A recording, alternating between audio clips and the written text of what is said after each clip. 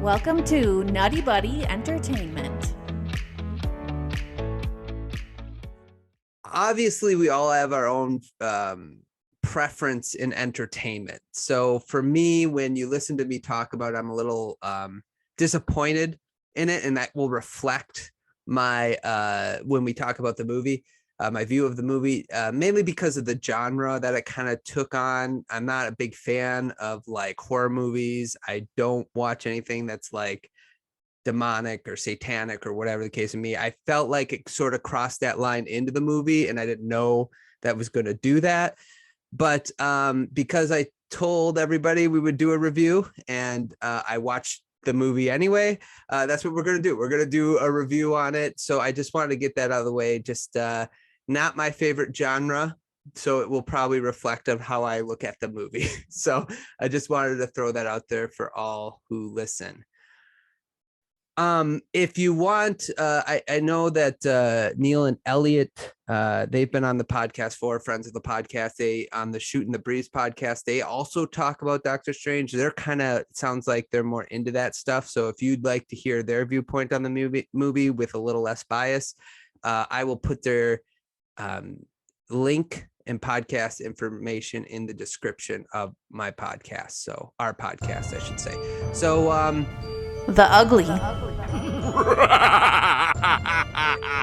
Brian, what's your first ugly? My first ugly is the intro of Scarlet Witch, which is the flower orchard.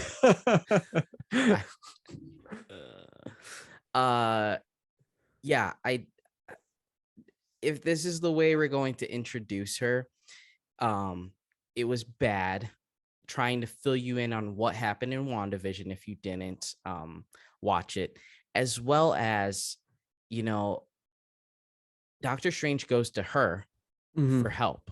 Yep. She just accidentally slips American Chavez's name. And, you know, it would have been so easy for her to just play along, go to the sanctuary, get in, and then kidnap her. Like, but then we get just like, oh, it's twisted. Oh, she's the villain.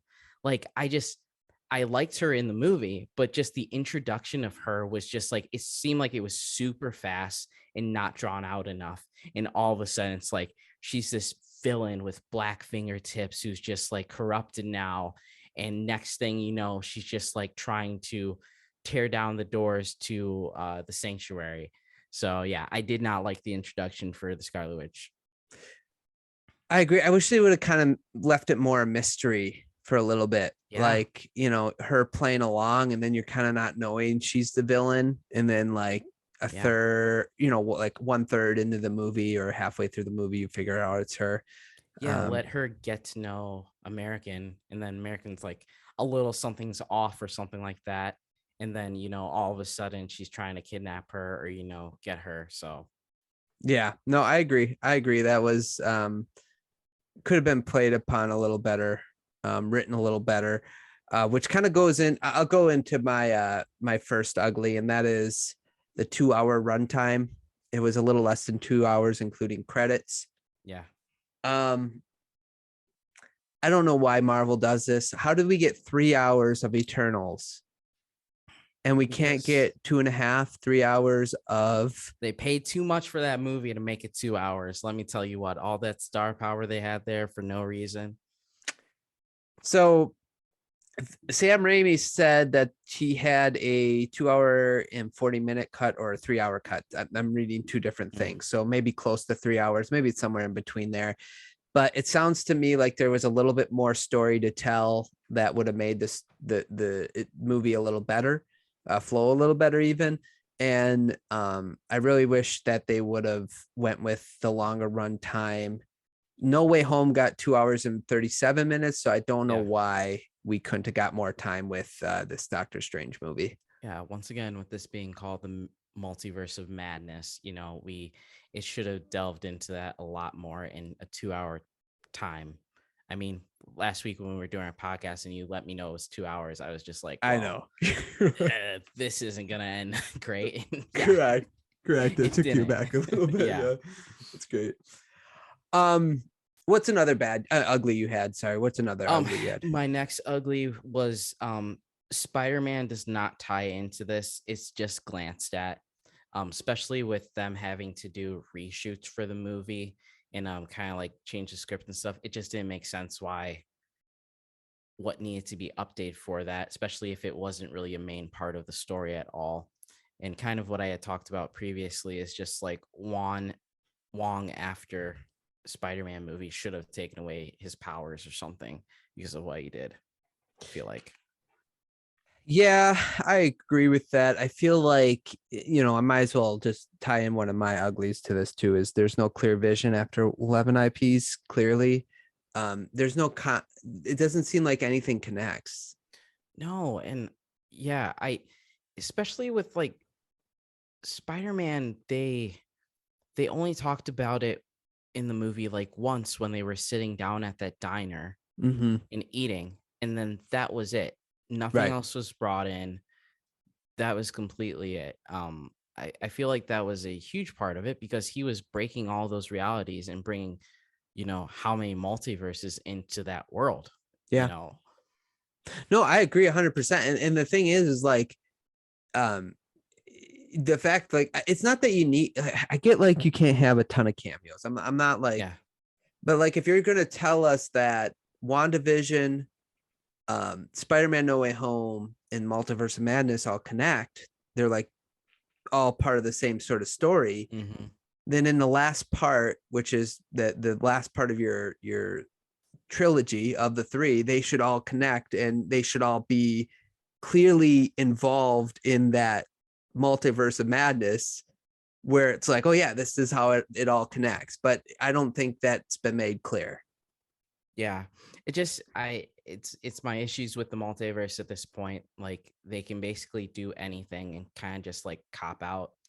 And for Spider-Man, oh, we want to get these cool characters in there. How do we do that? Well, let's bring them from multiple multiverses. That's fine. I don't know. It's getting overplayed real fast. Yeah, I'm with you. It's sort of like a crutch at this point. Yeah. Another bad ugly, I'm sorry. Another ugly I had was sort of the way it ended. The fight ended. I didn't like. It Mhm. was kind of neat. I think that Wanda talked to Wanda, but I thought it would have been way cooler to bring in Vision at that point, Yeah. or Quicksilver, that could have talked Wanda down. Somebody who she was striving after, like that would have connected the story with WandaVision, because that's who she was striving after, her brother and Vision, and then the kids happen.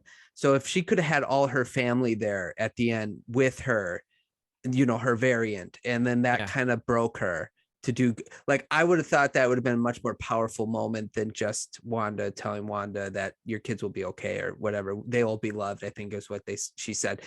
But I just, again, no, it doesn't connect, and it's like, oh, she basically saved herself in a sense. So I don't know, I just didn't Yeah. care for that ending too much. No, yeah, I agree. It kind of goes into my last ugly, which is like the Darkhold corruption. um I don't know. That whole story with it, like we got a little bit of it in WandaVision, and it didn't really feel like Agnes was like this, really. It seemed like she was just, kind of like jaded through the years of what happened previously, and then now, she's trying to get the power from Wanda or whatever. And yeah, just where it went in direction with the Darkhold in it and then Wanda's corruption, it just seemed very like abrupt and not really like there's much meaning behind it, or like there's this power over the Darkhold that kind of like is affecting her or something like that. Or manipulating her, right? Like, Yeah, or manipulating her. yeah. Yeah. No, I agree with that, because like that would have made more sense if like something was manipulating her to go after Billy and Tommy for a certain reason, right? And Yeah. then she's kind of like trying to do that. But yeah, I agree with you there. Okay, so that was your last ugly then? Yep. Okay, so I got a couple more. Let's just do this one. No mutants in the MCU's main universe yet. Remember, both of us on our wish list was like, we want mutants in the MCU after this. Professor X Yeah. doesn't count because he's in the 838 universe. Yeah. Where's the mutants? I think they wrote out mutants. I think they're not going to touch it now, honestly. We haven't got it. I mean, what movies do we have left for this year? We have Thor, we have Black Panther, Yep. and is there one more I'm missing, or is that it?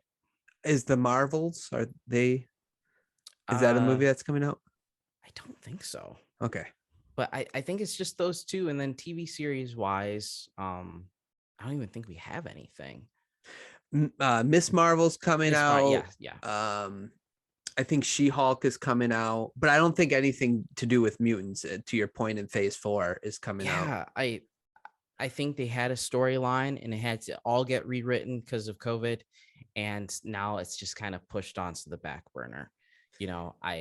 At this point with Wanda gone, I don't know how you bring in mutants. You know, I'm assuming that it had something to do with whatever this disease that they were going to kind of introduce in Falcon and Winter Soldier, maybe, or something, but I don't know. They had like so many clean ways of doing it. Like, that's the thing that just baffles me. It's like, you don't have to hit on all the X-Men right away, just bring in the mutants. And it kind of goes to another ugly I have, which is Kevin Feige. He's he did a really good job the first 3 phases. I'm not gonna not really good. He did an amazing job the first 3 phases, right? Like, I thought he did really good, but some of the quotes, he kind of set up expectations for the fans, right? Like 2019, he came out to say that WandaVision was going to introduce the multiverse and mutants. He'd said that. And we are still without any. Well, now the multiverse has been introduced, but we don't have mutants yet. He also said something when the reason why he didn't bring Doctor Strange into WandaVision was because he didn't want to take the spotlight away from Wanda. But you bring Wanda into Doctor Strange. Right, exactly. So to me, that's an ugly, just because it seems like he's speaking out of both sides of his mouth, and some of this inconsistent. Right, and I don't like that. And the last thing, the Marvel, we talked a little bit about why they might put cameos in the trailers, and one reason we thought was because there could be more cameos, like because what they did with SpiderMan, right? Like, they put in some like like the villains, but they didn't show us SpiderMan. Yep. And then it's basically was like, no, they put everything in the trailers, and I thought that was an ugly, because the moment when Professor X showed up could have been huge if we didn't know about that before we went to the theater. Yeah. I think they wanted to I don't know, put more of the spotlight on Mr. Fantastic, which was really cool. Like, people were applauding in our theater when we saw it. It was really cool to get him in. But yeah, no, especially the Professor X in the wheelchair, like, I didn't like. This is the reason I told you, I don't watch the trailers, because I don't want it to ruin things, because they marketing team just like by this last week, when the movie was like a day away, they basically showed everything in the trailer. So yeah. Thanks so much for listening to Brian and I discuss Doctor Strange 2, Multiverse of Madness. I hope you guys enjoyed. Let us know in the comments below what you thought of the movie. Click on the links below if you'd like to listen to the rest of our podcast, or we got other podcasts out there. We rewatched the Star Wars Episode 2 and Episode 1. That's available as well for the great, the good, the bad, and the ugly.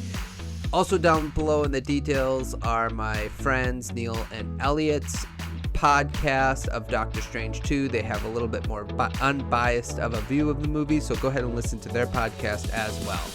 Follow me on Instagram and Twitter, and thanks so much for listening. Be sure to subscribe to the channel, and we'll talk to you guys soon.